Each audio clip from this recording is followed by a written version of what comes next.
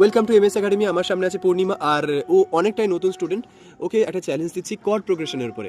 প্রথমে ই major cord, তারপরে হবে এ মেজর কর্ড, তারপরে বি মেজর কর্ড, আর ফাইনালি ই এর উপরে। তো ওকে, আর স্ট্রামিং করবে ডাউন আপ ডাউন আপ। আর তুমি কর্ড একটা কর্ড থেকে অন্য কর্ডে যাওয়ার মাঝখানে টাইম নিতে পারো। চলো শুরু করো। 1 2 শুরু করো। Down up. এ মেজর একদম এভাবেই প্র্যাকটিস করবে।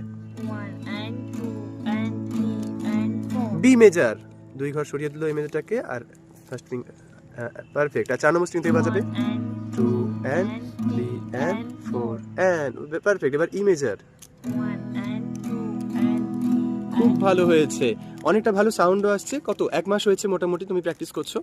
1 মাসের মধ্যে তোমার কর্ডে সাউন্ডও ভালো আসছে এবং অনেকটাই তুমি। আচ্ছা, সবাইকে জানিয়ে রাখি যে এইভাবে প্র্যাকটিস করলে একটু একটু করে একটা কর্ড থেকে অন্য কর্ডে যাওয়ার যে টাইম, যে গ্যাপটা, ওটা কমে আসবে। Thank you.